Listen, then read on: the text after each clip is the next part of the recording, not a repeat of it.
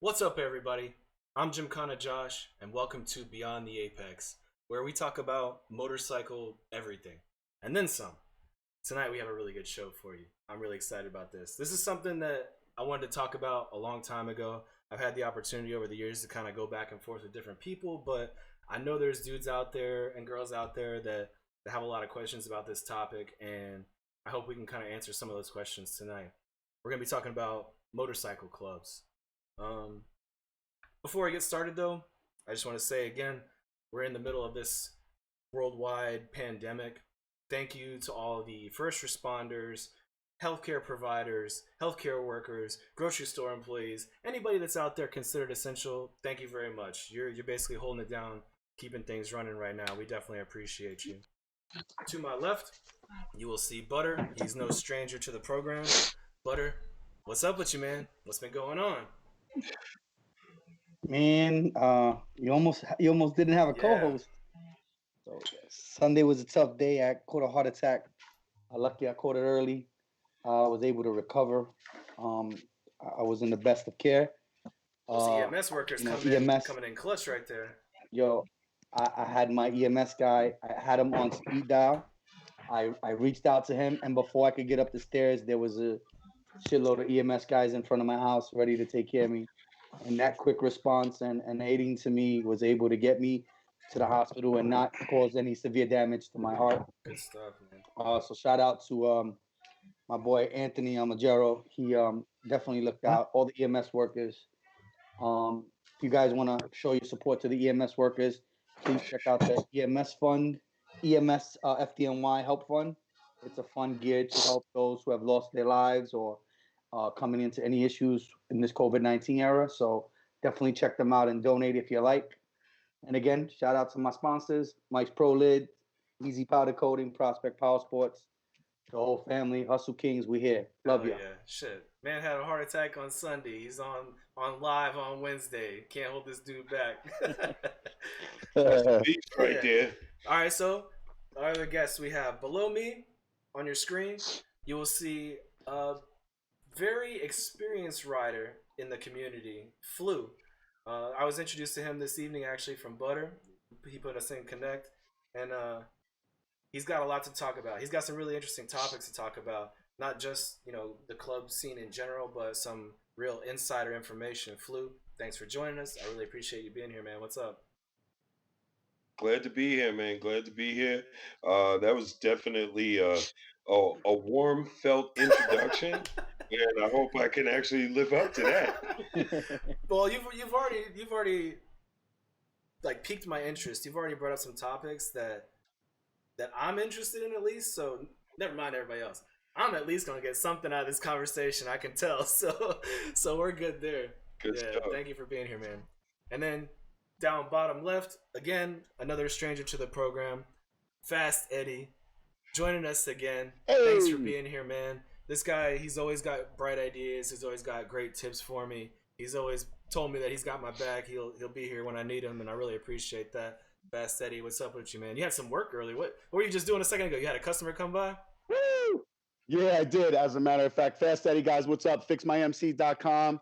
Butter, yo, I was pulling for you, baby. I'm so glad you're home.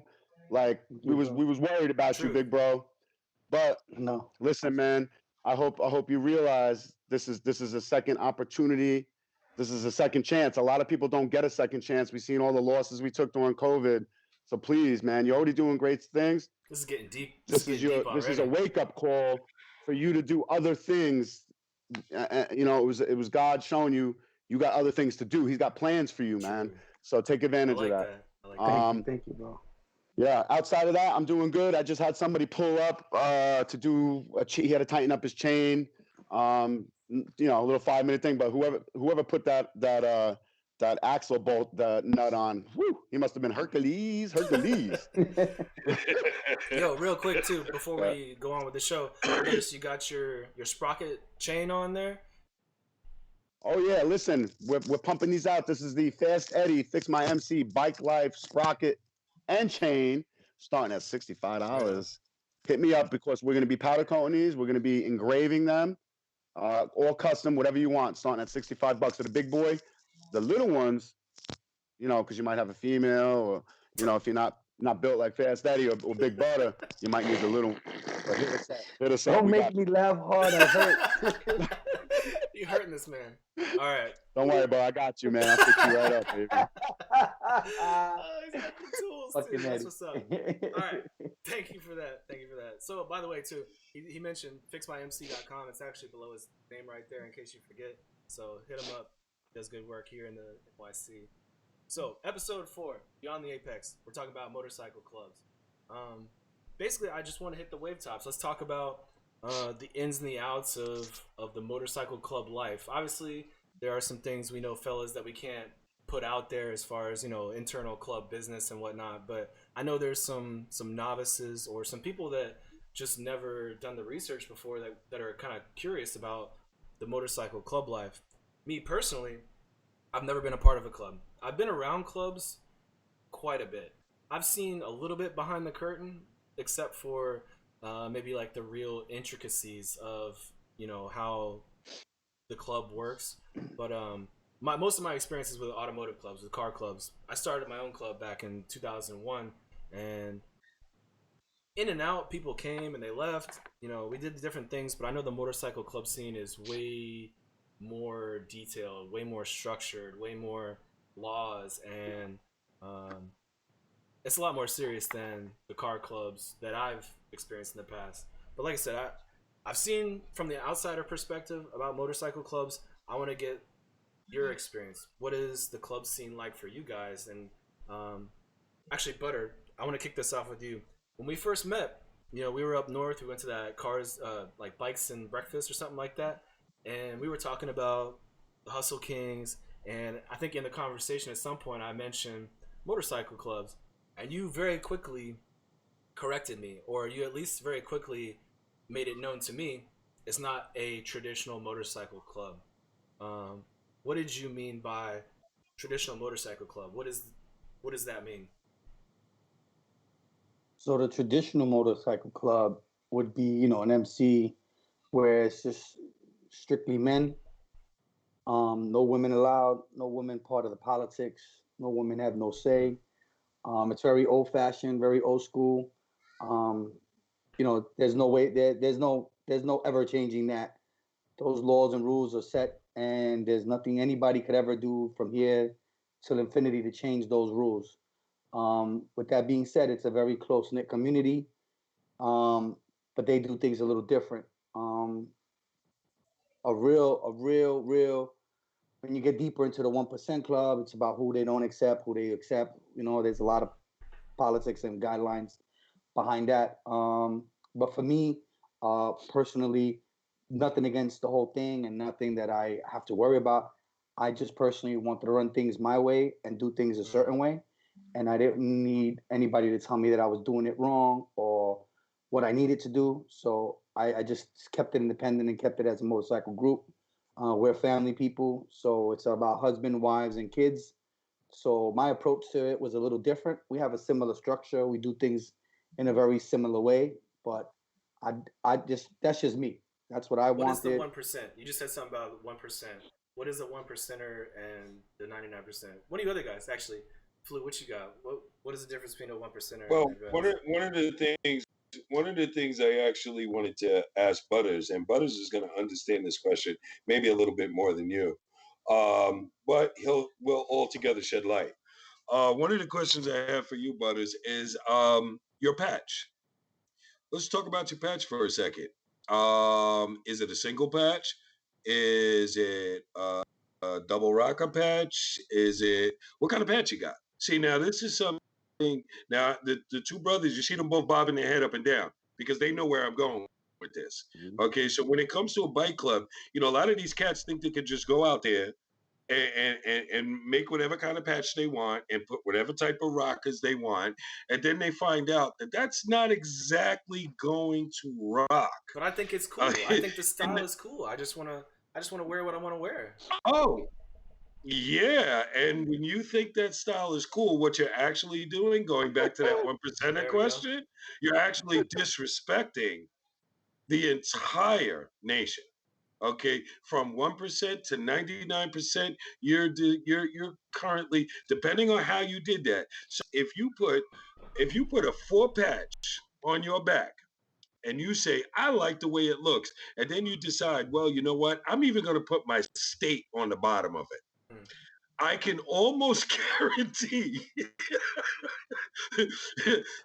you're not going to get too far before somebody pulls you over and wants to understand, who do you know?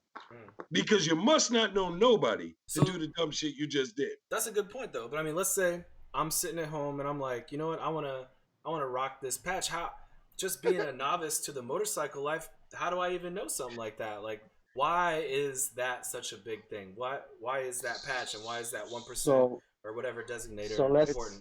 let's just get it and Flu, correct me if I make any mistakes. Um, but so when you rock a three-piece patch, you're letting the people in the area where you're starting know the name of your club, what your logo is, and the bottom rocker tells them that you run that particular area that you're rocking. So when you put that where I'm from, Brooklyn, New York, you just told everybody in that area that you running shit. That you're the And dominant club. yeah, basically. Absolutely. Um, Absolutely. so And, and unfortunately, there are some clubs out there. Now, see, and anybody stop me if I'm wrong. See, 1% clubs, for lack of a better term, are the dominant factor. Okay. And with the 1% clubs, the 4 piece patch represents something. It'll be New York or New Jersey or whatever the case may be. Now, if you're not a 1% club, you need to have permission to run a state patch. Okay. And where you can get away without doing that is like Butters just said. If it says Brooklyn, New York, you might get some slack. If you're not a 1% club and you put a state rocker on your back, yeah, see, you hit them laughing, right? You hit them laughing, and the it's reason it's why they're laughing. it's Go ahead, really brother. nothing to laugh about Oh yeah, because let them know. it it would be I would hate to see that go down personally. I've seen people rocking patches out in Long Island. I've been at an event where there were pagans, big group.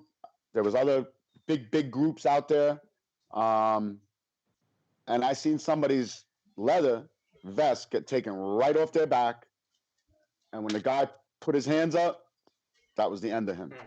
It was just squashed right there.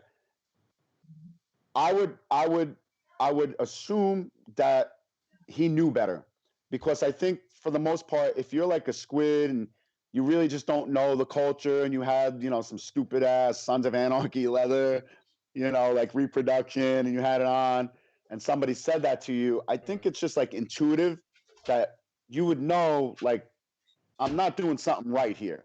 These guys are legit. I've heard of these groups. This is wrong, right? So I think that this person might have been pushing his luck, started a little local bike club or something, but didn't show the respect or the love to the dominant local club or the dominant state club who could really authorize that. Okay, so And I think as a result of his pushback, they just said, they just did what they had to do. And that's why they're the dominant club. So You even in understand? addition to, well, I'd say aside from what you're talking about, the patches, the 1%ers, the 99%, etc. There's other opportunities to join a club or an organization outside of this sort of structure. Not only is there traditional motorcycle clubs, there's also riding clubs. There's also make specific clubs. There's also region specific clubs. There's also like what's it called, like charity groups or like different specialty interest clubs. It's not all Exactly. I'm a member of Whoa, one. whoa, whoa, I'm a whoa, whoa. member. We all What? know Butter knows. Butter's been affiliated and does a lot with us with New York City Gotham Riders, right? I represent that. It's a riding club. It's a group.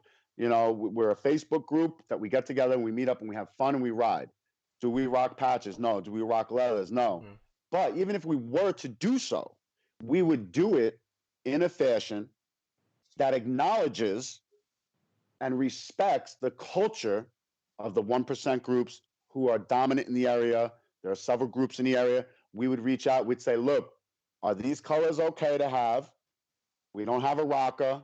We're putting an RC as a riding club as opposed to MC on our vest. We don't want to offend anybody. And the biggest thing is, do we have your blessing? What are you gonna say, Do Flu? we have your Bingo. permission? No, you were about to say something. What were you about to say? Flu.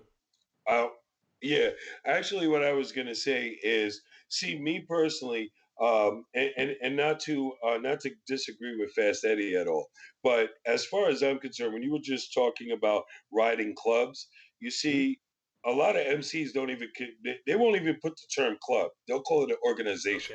Okay. Okay. True. We won't even call that a club. Okay. See. You know what I mean? So the terminology is a little, in my opinion, the terminology is a little off. Okay. Sure. Okay, because that's a riding organization, and an organization is whatever. I mean, you could have doctors, lawyers, whatever, riding whatever, and nobody's going to give you any problems with that. You know what I mean? Now, I mean, I'm trying to be real mindful on what I say right now because I don't want to put too much out there. You know what I mean?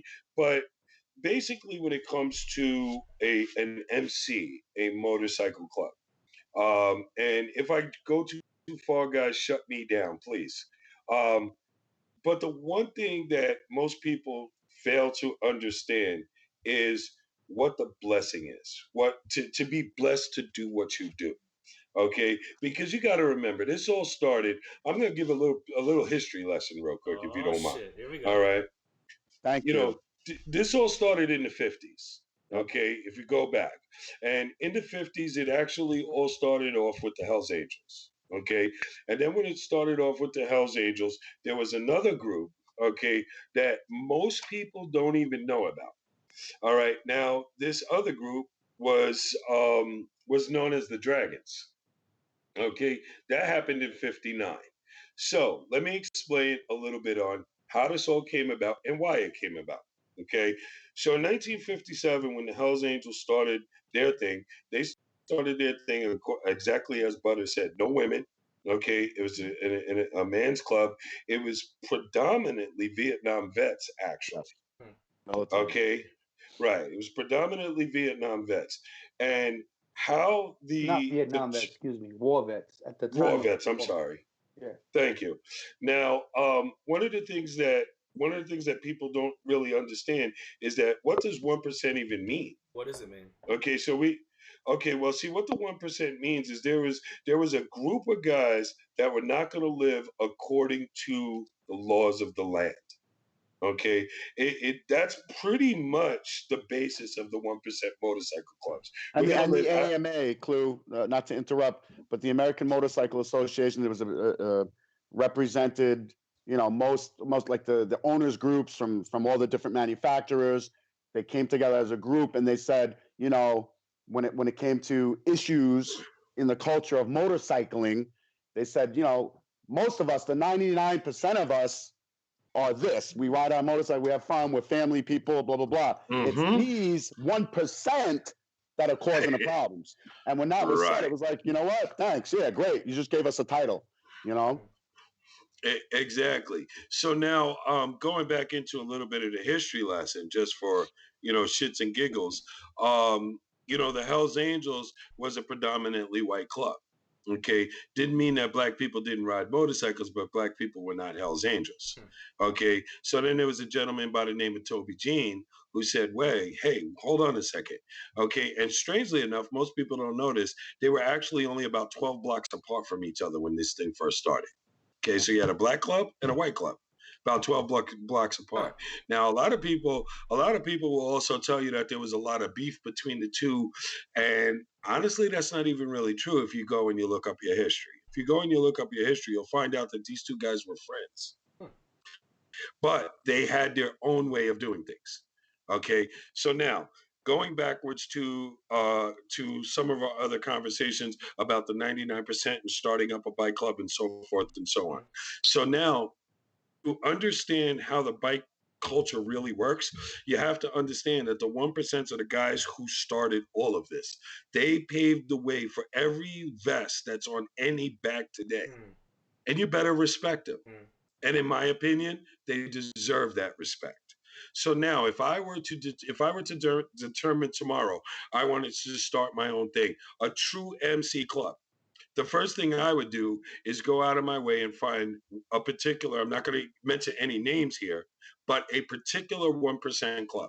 That would be my goal, is to find a particular 1% club so I could talk to them and see if it's okay with them. In most cases, what usually happens after that is you become a what's the word I'm looking for, guys? Help me out. Support group. Thank you so much. That's the word I was looking for. So you'll actually wind up being a support group. Now, once you wind up being a support group, this is where the motorcycle club life takes a different turn. Not a bad turn, but it really brings you into the fold. So you start to learn. Okay. So now what happens is when you're a support club, you have certain events that you need to show up for. Okay. And then now when you show up for these particular events, now you start to get to know other 1% individuals by first name basis. You know, you get to know these people. But now, one of the things that you have to be mindful of, especially all these young boys who want to go ahead and get a club, join a club, no one understands something. When you get into a club and you have a support patch, it actually does mean something. So if Club A and Club B have a problem, you too have that problem depending on what support patch you got at that day. Okay. So a lot of these people are just wanting to get on their bike and join a club and yada, yada, yada, but they don't really understand how funky it can get. It's a Okay. double-edged sword being a support club, because I've seen situations where the support club admins were very excited, you know, like, wow, we're going to be a part of this thing, but we're not going to be kind of what they are. And what can happen is you can be used too, Exactly. I'd like right? to And you can be interject, used for actually. who you know, what you know. You can be used for your numbers. You might have a lot of people, and basically you're free advertising. And you're expendable. So that could be a double-edged sword. For general audiences out there, if you haven't gathered it to this point yet, joining a motorcycle club is not just something that you do willy-nilly. You are subscribing to something bigger than yourself. You don't have the freedom to just do whatever you want to do. When you subscribe to this sort of lifestyle, you're subscribing to something a lot bigger than you. There's a lot of things that you should understand before you do this. And if you haven't gathered that yet, to the rest of our conversation, I'm sure you'll gather that. But I want to chime in very heavily on a little bit of everything. So one, a lot of guys think it's cool. Yo, I want to be in a motorcycle club. Don't try to be cool. Cool can get you killed. Okay? I don't mean to laugh because ain't nothing funny Cool, about it, but it's cool, true as hell. cool can get you killed. For a lot of people, you know, I mean, especially me in the retail business, some people walk in like, "Oh, bikes are cool. Bikes are cool." Don't ever approach things as it's cool. Make sure you know what the fuck you get. It's like a girl, you know. You don't date a you don't just fuck a girl, marry her the first day. You have to live with her. You have to date her. There's a lot of things that you have to do to know before you commit. And it's the same thing with the motorcycle I life. like the analogy. You That's might good. see That's good. you might see your friends and, oh, this is dope. Yo, it looks fly. Yo, the events are dope. There's chicks at the event, but know what you're getting into. That's first and foremost. Do your homework. You know, understand what it takes to be a part of the club, the commitments you're gonna have to make, the dues you're gonna have to pay, the fines. There's a lot of shit that goes on with a club that you might not know, and if you don't learn, you're gonna end up fucked up. So why join a club? Bottom line. Why join a club? There seems like a lot of rules and a lot of So regulations for what? let me What do you get out so of a let club? so let me I'm gonna continue that. I'm gonna get to that point. So again, know who you're dealing with, know who you're gonna be around. You know what I'm saying? Because you're gonna be calling these guys your brothers, and there's gonna be some real commitment that goes down to this shit. That if you're not built for it, stay the fuck out the lane. Feel me?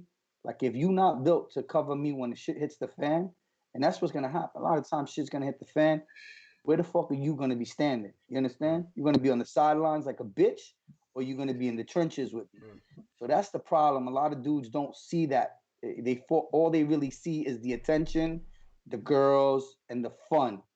There's a lot more to it than what it tends to. Now, Josh, can you repeat the question because it just slipped my mind? I mean, basically, we've kind of had an overview that it's some serious stuff that you're getting involved in a club. So why get involved in a club? It's not Okay. So just to rehash the question, like Flu was talking about in the early, after the war, a lot of guys came home to no families. There was dudes that went to war because they had no families. A lot of dudes didn't have that, and they wanted to be a part of something. A lot of the original, MCs, 1% clubs, it started with guys that just didn't have anybody but themselves. And until this day, it's like that. I got brothers in my group that don't have nobody. They ain't got no immediate family. If they were to die today, they'd be buried in Potter's Field. I mean, I wouldn't let that happen, but there's people like that. There's people like that still walking this earth. And there's guys that I know that have a full-time job, they have a place to live, but they don't really have someone to call a bro, a sister, Camaraderie. camaraderie. Yeah, it's just they might have been the black sheep of their family, and they might just know people that they live around or they surround themselves with. But now you have someone who has a common connection. connections. Bikes, Yeah. Bikes is a big connection. And and that's so true. Everything you said is true, Butter, and I agree with you 100%. But it seems like the MC community, they take that a step further than camaraderie. They take it a step further than friendship. So This becomes blood right, almost I brought this a up. family. I brought this up recently, I think in our first or second show. There's two types of people in the world that don't see race. That's preschoolers when they're playing in the schoolyard, Yeah. and motorcyclists. So true. And it's a fact. You go anywhere in the world, you see a bunch of kids. If they're like 2, 3 years old, color, race, financial background, none of that shit means a fucking thing. They're just playing. Same thing in the motorcycle world. If you're a humble dude, you got a common interest. There's all we could do is worry about bikes. Money, your money statue, or what you make for a living, or whatever you have, really shouldn't interest anybody. The commodity is what it is, and it's a place where race, gender, gender, yeah, but in most places, but race is not a big thing because there's so many clubs that have so many different people, but it's all a common bond. So who should join a motorcycle And club? and if you let me just Go ahead. answer his question, that initial question, why should I join a club? Well, here's one of the reasons. Okay, if you're in a club that's really being run like a true MC, okay, one thing I can guarantee, you'll never be hungry. I can guarantee it. If it's a real club, you ain't never gonna be hungry. Okay. Another thing, you ain't never gonna be stuck on the side of the road for too long. Okay, these are things that I can absolutely guarantee if your club if it's a real club that's really following MC culture. Okay, no matter how you cut it, I'll give you an example. If you're running your club correctly, okay, and you got 50, 60 members, and you fall on hard times, okay, guaranteed for at least 2 months, you wouldn't even have to worry about a place to sleep because one of these members every other day is going to put you up. They're going to put food in your belly. Chances are, if you need a job, one of these guys are going to find something for you to do. Sir. Okay, so there's a lot of reasons why you should join a club. Okay, but you also have to understand that for you to receive, you have to give. That's where prospecting comes from. Okay, and a lot of people don't understand that part of it. They think, oh, I don't want to be a prospect. I'm gonna just be sons. No, you're not being son. What you're doing is you're giving before you receive. That's right. I need to know you about this life. You know what I mean? Because if you're not willing to commit a year to me washing my bike, which I know a lot of people say, oh, that's a bullshit. Doing the barbecue. In one of the clubs that I was in, bro, for a year, while everybody's in the bar having fun, smacking booties and drinking, I'm outside watching bikes. Yeah. You feel where I'm coming from? You got to pay your dues, man. Like it's it may seem petty in some ways, and we look at kids at fraternities and we say, oh, that's petty. Some of the things they do when they pledge, and it's really not. It allows the club and its members to see what your character is, what you're made of, what your fiber is, what's the glue that holds you together, what is your limit, what is your breaking point, do you have a breaking point, are you soft, So are you strong, are you hard? And it allows them to see so much. And you know what, everybody there did it, so why can't you? Who are you? What makes you any different? So everybody has a different how would I say, the philosophy is a little bit different on different levels. But Sure. for me, those that know me and that are in the MC world understand why I did what I did. Nothing personal, not like I couldn't get, a blessing and stuff like that. But And P.S. Butter, I don't mean to cut you off, but no one understand. What he did ain't easy. What he did is not easy. Just go ahead, Butter. I've been blessed. I've been blessed. I really want to thank those before me that paved the way. Like Flu said, I got a lot of blessing for what I do. I support a lot of different people, but my principles are a little bit different on what I want to do. And again, the most important thing about joining any club, if you're not willing to sacrifice for your bro, then it's really not for you, man. It's not really for you. Me, Eddie, and Flu can actually confirm that there are people in your own club that will talk shit about you. Mm-hmm. Like, I know personally, because I get texts from other clubs, people talking shit about me, or someone talking shit about someone else, or just being privy to conversations about organizations only because the love and respect I get. But it's not something easy. It's not really meant for everybody. I know a lot of guys who fold. I know people personally that have called to try to, become Hustle King. And I don't really care for members. I don't care for numbers, because what I do is a little bit different. I work on charity. I work on helping others.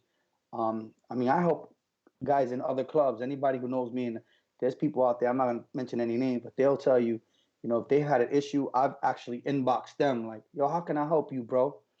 Just because he's not in my club or in my organization, he's still part of somebody that I mess with, or a club that I support, family or whatever. That's what it's about. It's about a bigger bond than that. And if you're not willing to commit to that, it's just best that you just keep it moving, So Jim Connor, please do me a favor. Don't tell Butter I was talking shit about him this morning. Oh snap! See, you just outed yourself. All right, so some of the questions that I've gotten though, in regards to like joining specifically, right, is like, how do you know? I'm gonna kind of answer this myself. This is kind of a rhetorical question, but people have asked me before, like, how do you know if you want to join a motorcycle club if you don't get to see behind the curtain? Like, how do I know if I want to be involved? And I can tell you this from my experience. Again, I've never been a part of a motorcycle club because I never really wanted to do that before. I don't think it's something that really fits my personality or my lifestyle, my goals. But I'll tell you this: if you're interested in joining a motorcycle club, first thing you need to do is just hang around with people in a motorcycle club. You can show your interest. You can show your interest without actually approaching somebody and saying, "Hey, man, I want to join your motorcycle club." Josh, I'm gonna stop you there. That's kind of falsified. Why? You don't just want to pull up and just start hanging out. No, I don't mean like that. I don't mean just start showing up. No, because I don't want somebody to say, "Well, I listened to Josh and I got myself killed." I don't think anybody took that from what I was saying. Ain't nobody just gonna start showing up at clubhouse. I knocked on the door at the clubhouse. Yeah, nobody's gonna just show up at the clubhouse. That ain't gonna happen. You'd be surprised, yo. You'd be surprised, man.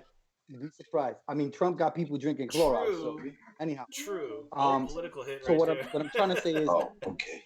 If you have a friend that rides, if you know someone that you're really close with, that you trust, that you understand, and you and him have a really good relationship, that's the first way to get involved right away. Because you're going to be able to, if that person trusts you as a friend, or is really got good intentions, he will kind of help you understand without telling you everything behind the curtain what really goes on.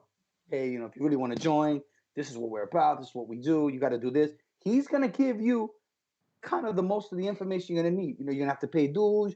You're gonna have to, wash bikes for a month. For a year. You're gonna have to clean up. There's a lot of things they're gonna tell you before you accept something like that. So, you don't want to say yeah, and then realize, damn, this shit ain't really cut for me. So listen to your friend. Have somebody who knows, who's about it. There's a lot of people who were members. I know Flu was part of a very prominent club who I have a really good relationship with, and he still does. But you get a guy like Flu who was part of it, and then you say, hey, what it entail? He'll tell you. You got guys who are retired. They don't wear the patch no more, but they're still part of the club. Anybody you can reach out to on a personal level, not a total stranger, because what happens is the community is so tight knit. When you approach it as a stranger, people always like, yo, what the fuck is this motherfucker's intention? So you put yourself in a bad situation right off the bat. So you always want to make sure you have someone that can ease you into it or explain it to you, but that's a true friend. Because again, I think Eddie mentioned it. You could hate somebody and say, oh, this guy really wanna fly with us. Boom, I got me a Benko who will do whatever I say to be in the club. So you always want to make sure you running with the right people that do the right thing and have the best thing for you. I have guys that just came home, and I could call them right now on the phone, and they're ready to bust a shot for me. You know what I mean? But as the president and founder of my club, I'm not in the position to put someone in that position. If I do have a problem, I would try to do it the grown adult way. I have kids to worry about, a family to worry about, people who love me. So I'm not trying to go out there and entice a fight because I know I got some heavy hitters on behind my back. That's my ace in the hole. You understand? You might want to sleep on me and say, oh, this guy is soft. But the day that ever comes, I'm not worried about it. I definitely don't have worried about it. So a lot of people have called my name out, and I tell them, you know where to find me. who should join a motorcycle club? Like, who is the right candidate? Who is somebody that... There is no right candidate. There is no right candidate. There's different organizations for different things. I myself like to do charitable stuff. I'm a community guy. I have people tell me I should run for city council. I want to protect. I want to protect my neighborhood and do what's best for my neighborhood. I think there is one prerequisite though, Butter. Have a bike? Well, that's absolute. Hey, you'd be surprised about That's that. absolute. I've seen some people that can't even hit that requirement. I know. I have been surprised by it. But I really have. There's one prerequisite is to have the bike. The second prerequisite for me, and I think it rings true for anybody who makes it past that hang around and maybe goes into the prospect stage and then even further, is loyalty. And it doesn't mean anything other than that word, loyalty to those other members in that club that you want to be a part of. You have to be willing, ready, and able to give yourself, and there's different levels of that, but loyalty is 100%. But is it loyalty meaning I'm going to come out and fight if you're getting beat up? Some clubs, it may not mean that, but loyalty relative to the type of club it is. Do you understand what I mean? So that you're for it, that you rep it, that you're positive, that you put in the work to make it a better thing. So Eddie, it doesn't even just have to be an MC. It could be a riding club. That's what he's saying. You got to have a loyalty to whatever your endeavor is. Eddie, so he mentioned what kind of, so there's different associations. You have riding association. You have guys who own Yamahas. There's a Yamaha V-Star group. All these people, what they have in common, they own a Yamaha. So what they do, they ride together. You have people, you have a fucking gay club. I don't know. You could have a fucking all girls club. Everybody has a specific. But chances are, if I was hungry, I wouldn't call anybody from my Yamaha group. You know what I mean? It's a little different, and that's really what it is. It's like there's a difference there and have longevity are the ones that are loyal to that group and to that group's ideals. Yeah, right. But that's fair. That's fair. But like Josh was asking, he was asking what type of person. So everybody might just have, let's say, for instance, Gotham. Gotham is a perfect example.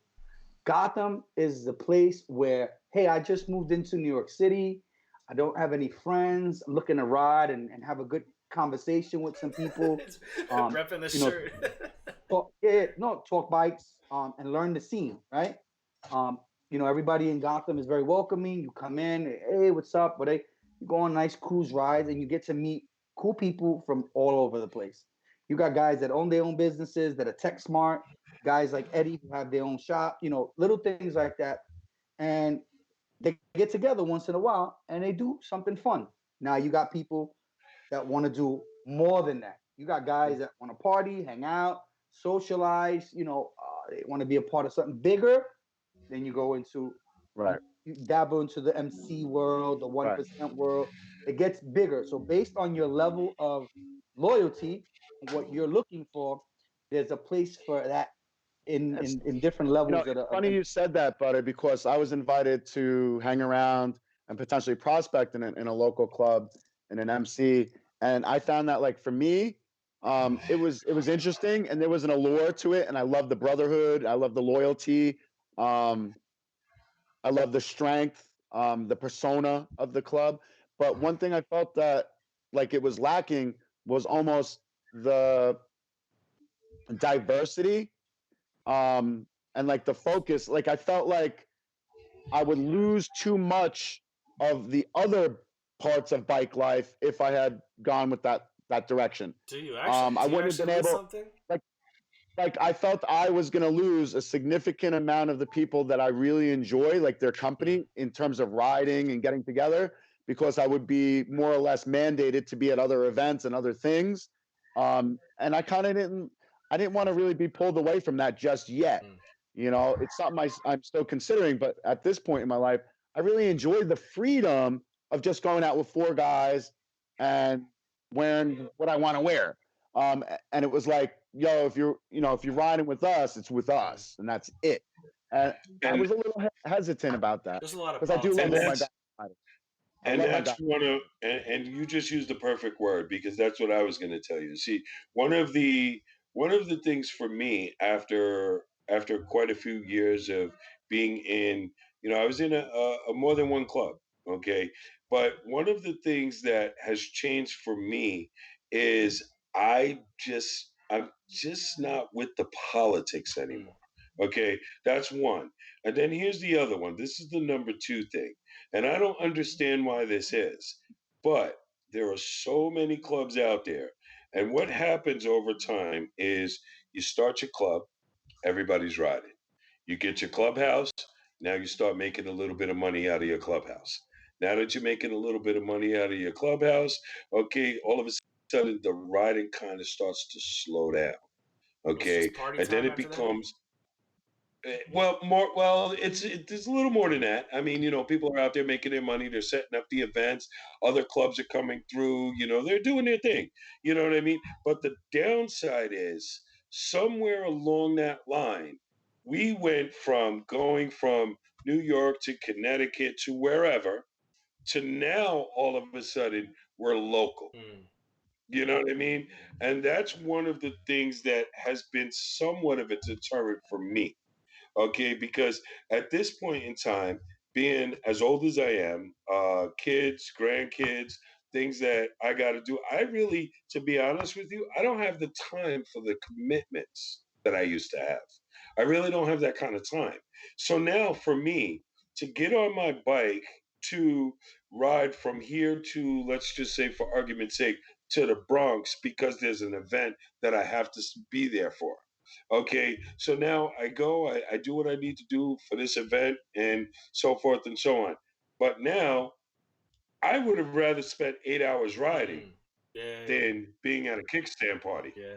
You know what I mean? That's in clubs, that's just out of clubs. me. That's everybody in general, though. There's a lot of parking lot But living see, out there. but you see here, but see that this is the reason why. This is the reason why at this particular point, okay, I'm where I am, because I'm not doing. If me, Butters, and Fast Eddie right here, let's say we got together, and all of a sudden, after 2-3 weeks of hanging out with the 2 brothers, all they want to do is go from Brooklyn to City Island.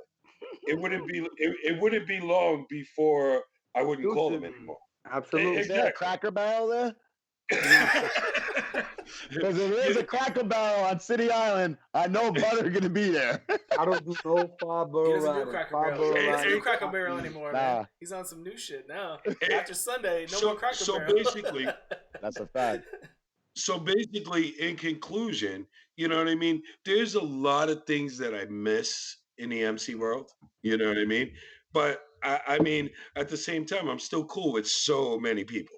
You know what I mean? I could pull up to almost any club's event and be welcomed. You know what I mean? There's not too many places I can't go where somebody ain't gonna say, "Oh, Flute, damn, I ain't seen you in years. How you doing?" You know. But on the other side of that coin, when Saturday comes and you say, "Oh, you know what? We're doing so and such at this location," I'm still gonna come through to show my respect. But 10 minutes later, you're gonna see my brake lights on the way out.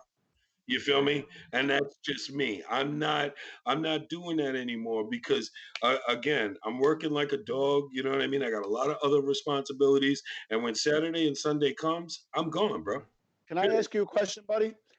Are there any people, whether from your club or other clubs, that you were closely affiliated with? Was there any resentments when you left? I Ooh, that's a real touchy subject right there. Let's put it this way. I wouldn't say there was a resentment.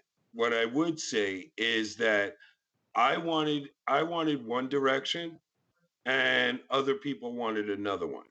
Mhm. And it just pretty much became a situation where the direction that it was going, because I wasn't the number one guy. I wasn't like Butters. I wasn't the pres. I wasn't the founder.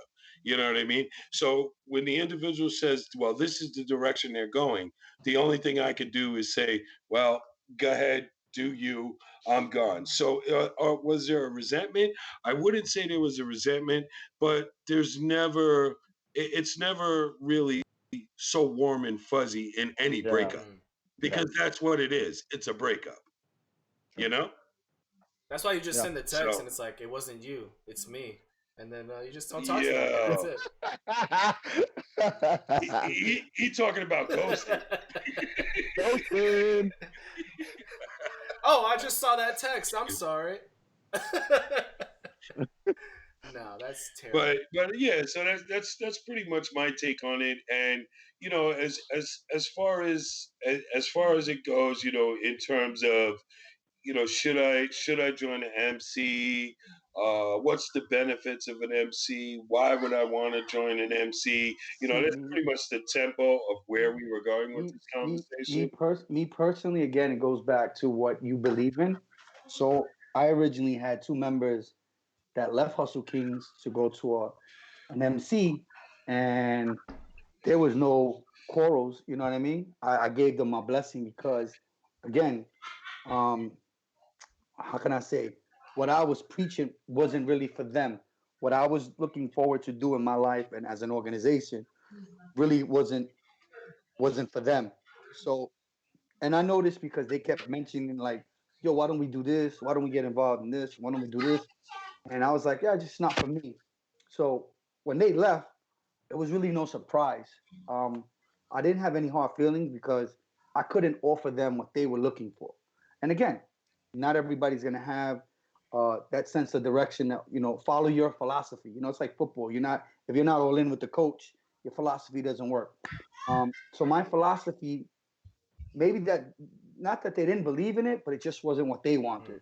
And it's fortunate because allowing them, or what I didn't have to give them permission, but them leaving to another club only made my relationship with that club and the founder even more That's a amazing. good way to Like look at our it. That's a good way to relationship look now at it. is so dope because, again, shout out to 730 boys, my boy Snacks and the whole family over there. They do things a little different. We support them, they support us, they come all out. And I could call Snack. It's all love. You understand? But he offers something that I cannot offer. It's just like a job, man. You have a job, doesn't offer the benefits or the pay or the schedule. Listen, I've had great jobs. The schedule doesn't fit my lifestyle or my family needs, so you have to find another job somewhere else. same thing. You know, maybe the way we ride, the way we get together, the events that we do, it probably doesn't follow that person's lifestyle. Some people want to live a certain life, and you got to allow that. You know what I mean? But again, when these guys joined, they joined as members. They were new to the community. They learned. I mean, I get a lot of respect that, hey, I learned a lot from you, and which is great. It's always good to know that someone learned something, and they took that into their new beginnings. But again, me not holding a grudge, I have no issues with it. It just made the two clubs even stronger as friends, and that's a blessing, you know. That's a I good appreciate that's that. a good circumstance for that. I don't think that always happens though. Leaving one No, of course it organization doesn't. to go another, Of course that not. that doesn't always happen. That things come closer. Because Listen, I'll give you an example right now.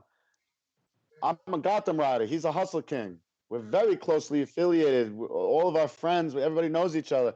There have been people in Gotham riders that have willingly left and become Hustle Kings, right?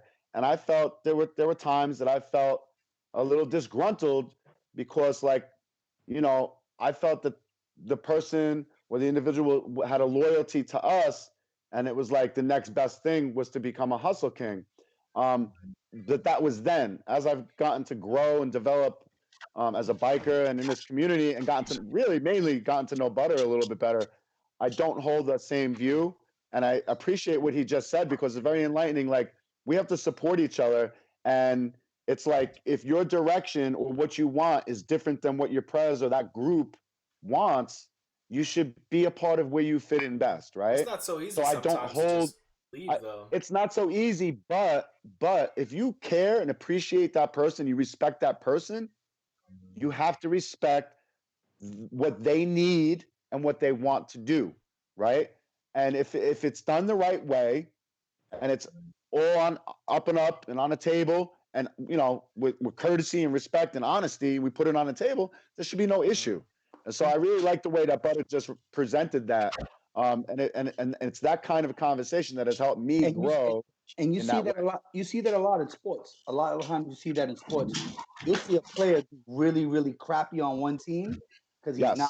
he's not part of the coach's philosophy, and then go to another team and he's an all-star. It's knowing what you offer and knowing what people want. And again, you got people that hang around and be a part of it, and then they'll tell you. I mean, like I said, my guys have told me, "Yo, this is what we want to do," and I explained to them that's not the direction I'm going in. But whatever you choose to want to do, you got my blessing, and they've always had my blessing. Anybody who wants to get up and go, that's fine. You're not part of the philosophy, it's cool.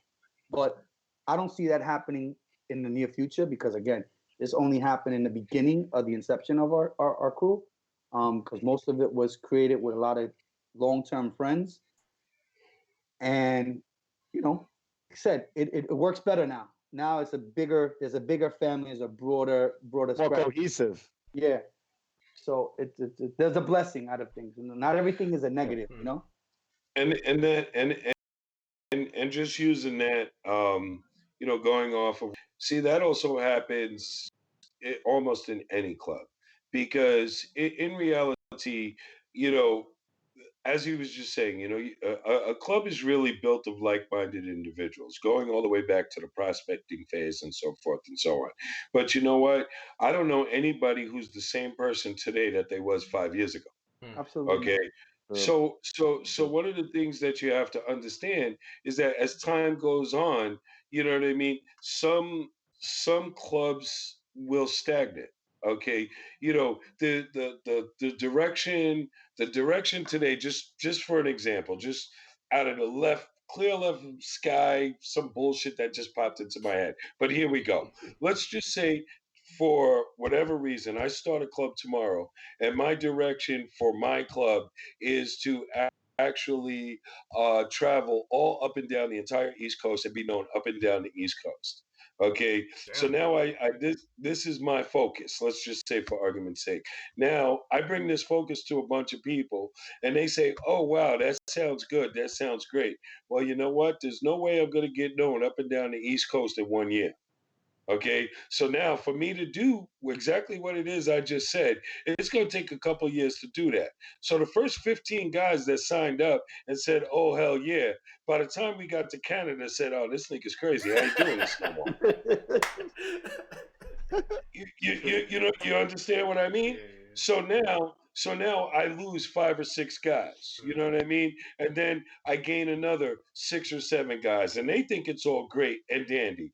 And then by when it's all said and done, the club's around 6, 7 years. There's 15 members, but those 15 members are here. They're not going anywhere Mm. because we're all on the same page. Going right back to what Butter said about the coach and the vision. And that's what Yeah. a lot of people don't understand because, when you sit down and you're getting ready, going backwards to why should I join a club? Pay attention to those bylaws, man. They tell you where this club is going. Mm. You know what I mean? And then furthermore, when you're looking at the bylaws, you should also be able to question when the club goes off kilt. You know what I mean? Look at it sort of more or less like a business plan. If you got Yeah, a it is business a plan, business plan. you're putting one foot in front of the other. But all of a sudden, if you start going to the left, you know what I mean? That's what the structure's for. The president, the vice president, the sergeant. That's what your structure's for. To start saying, hey, what's going on? Mm. And if the club Mm. is built the right way, let me tell you something. If it's built the right way, guess what? Butters can lose his seat Mm. if it's built the right way. Because you know what? His members should be able to come to him and say, "Hey, this is where you said we were going. But you deciding to go somewhere else, and I'm not with it. So we're going to sit down and we're going to vote, and we're going to take him out of that president's seat and follow the direction that he originally started, because he may change his mind about what he wants to do 5 years from now." You do that through the proper You know what I channels, mean? though. You don't just go straight to Butter about this. Oh yeah, no, that's not going. Oh, see. Again, that's the inner workings. We're not going to talk too Yeah, much yeah, about the yeah, inner yeah. workings, but yeah, if you did it the wrong way, chances are somebody going to go upside your head. I'll leave it at that. Right There on. are definitely All channels. right, all right. Well, shit. All right, so we got to start wrapping this up here in a few minutes, but I kind of just wanted to go over serious wave top over what we've covered tonight. I mean the club scene in general. Depending on the type of club you join or riding organization or whatever you want to call it, maybe not necessarily a club. Uh, there's amazing opportunities out there for a community, for fellowship, for connections, for networking, for like a even just a sense of belonging. You don't have anybody else to turn to. You got a family and somebody to turn to in a club. So there's a lot of benefits to being a part of a club, and some of them, each club having its own different set of structure and design. Each club has certain rules you have to follow, certain things you have to do to be a part of that group. Um, the best thing to do is if you're interested in clubs, if you know somebody that's a part of a club, just don't be super awkward and show up at the clubhouse. That's not what I meant, by the way. But just try and feel it out from your friends, somebody that you are cool with. Be a hang around without being a hang around. Just absorb what's going on without being awkward about things. Um, the club scene definitely has a lot of benefits. It definitely has a lot of things that the everyday Joe could benefit from. Maybe it's not for you, but the only way for you to find out really without knowing a certain club intricately by being a part of it is just to kind of feel things out and just go with the flow and don't be Mr. Awkward. I want to go around and actually let you guys have your closing comments, shout out whatever you want to shout out, and then we're gonna wrap this up after that. Butter, what you got? It was really good conversation today. Really good conversation. I want to thank everybody who reached out, and still reaching out, considering what happened over the weekend. Um, Glad to have you, man. Thanks, man. I appreciate that. There's some really cool stuff gonna be happening. Um, Look out for Hollywood Stunts. He's got a clothing line coming out. Please check him out. Support him. He's supporting really a lot. He's a really good, humble dude. He's got some amazing stuff going on. Um, Also, check out Mike Prolids. He is one of my number one guys. Hey, cool. Um, Yeah, he's awesome. Cool. He was on the phone with my mom all weekend. Like, Mom, how is he? Like, he was making sure I was good. I mean, everybody, a lot of people reached out, not just him, but I mean, so many people reached out. But he had my mom's personal number, so he was able to keep in touch with my mom. Yeah, there's some cool events coming up as we start opening up.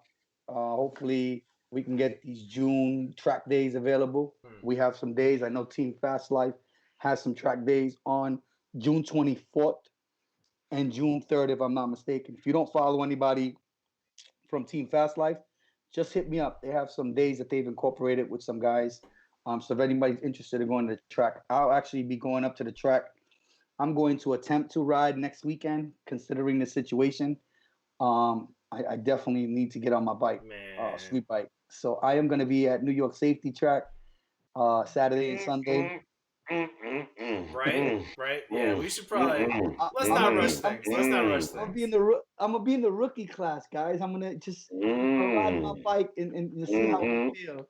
I don't want to do it in the street, so I'll just do it on the track where I think it's So we're gonna go ahead and force a whole lot of adrenaline through our body, which is gonna increase the beats per minute of our heart. Preach. Yeah, but okay, yeah, if I were closer to you right now, okay, wherever those keys are, you'd have to come in. You know what I mean? They'd be in my pocket, and I don't give a fuck how big you are. You know what I mean? You really want to ride that bad? We're gonna have to scrap for that. I'm gonna do some forwarding exercise to try to see where my I want to see Flu, where my what you got, man? What you got for closing comments, Flu? Shut up. Me? Up, Me closing comments. Yeah, man. First and foremost, Butter, I love you. That was a crazy ass idea. Leave that fucking bike where it's at. That's number one. Number two, I really, really enjoyed the conversation we had. It was real nice getting to get in some words with Mr. Fast Eddie over there. You know what I mean? Don't know how we missed each other in passing, but you know, you're a good dude and you're very knowledgeable as well. I hope, okay, and I'm throwing this out there, and I hope your viewers are watching. I hope you call me back, okay, when we do the topic on novice riders. Okay, that's the topic because we got too many of these little young motherfuckers that are out there, and in the beginning of every year, March, April, May, all I do is watch people dying on sport bikes, and I want to try to prevent that. Yo, the headlines are already coming out. They're already flooding. Exactly. Yeah. And you know, and there's a couple of little things. There's a couple of little things that I would really love for you to have a topic because I got a lot of words that I would want to say on that. And my final closing comment is, Josh, man, you're doing some real good work here, bro. Keep it up, and please call me back. Thank you. I appreciate that, man. For sure. Eddie, what you got, man? All right, ladies and gentlemen, thank you very much. So glad to be on the show. Big shout out to the New York City Gotham Riders. We got Ronnie Pichon, we got Tosh, Mr. Alonzo, Louis Salgado, Melvin Roman, Jamie Acevedo. We got Natalie BK up in his house. I just want to thank you very much. Come and see me. Listen, if your bike is so dirty that you need to clean it with a sand blaster, call Fast Eddie. I'll clean it up. I could put your chain on, I could put your tires on, do some maintenance, do some repair work. We can powder coat, Mr. Easy Powder Coats in Staten Island. Big friend of mine, the best. You want your job done right? You're going to go to him for all the big stuff. I'll do the little stuff. Hit me up, Fast Eddie at fixmymc.com. And I'll see you guys in 2 and 2. And remember this, if you're going to go fast, Eddie, fast. All right. And as I said already, thanks, Butter, man. Thanks for being here. I know you could have been anywhere else tonight, but you're here with us. Appreciate that. Thanks, Flu. Thanks. Dude, your perspective is definitely unique and definitely appreciated. We need to talk more offline. By the way, I didn't say it yet, but the three of you, please stick around even after I disconnect the live feed. But let's just talk a little bit after we close out. That'd be nice to just kind of finish things off between us. Also, I want to say thank you to Robbie at Twisted Vinyl Designs, Virginia Beach. He actually just hooked me up with some Gymkhana Josh vinyl decals. Holla. Yeah. Okay. Yeah, thanks to my boy Robbie. That shit is Nice. awesome. Viewers at home, please subscribe to my channel. Hit the like button. Every time you hit the subscribe button and then hit the bell notification, it'll let you know every time we do a live broadcast or when I produce a video offline. But we do this every Wednesday, 8 p.m. Butter's here, my co-host. He's always here. Eddie's gonna be back, hopefully on a weekly basis. We got That's a little right. thing we're gonna start working on with Fast Eddie, so he'll be back here on a regular basis.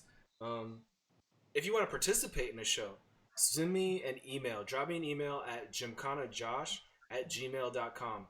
I'm looking for anybody to be on the show. If you got some kind of input in the motorcycle life, motorcycle culture, just anything in general, hit me up because we might be able to have you on here and rep your stuff or get your input. I'd really appreciate it. And as I normally say, leave this world better than you found it. Y'all take it easy.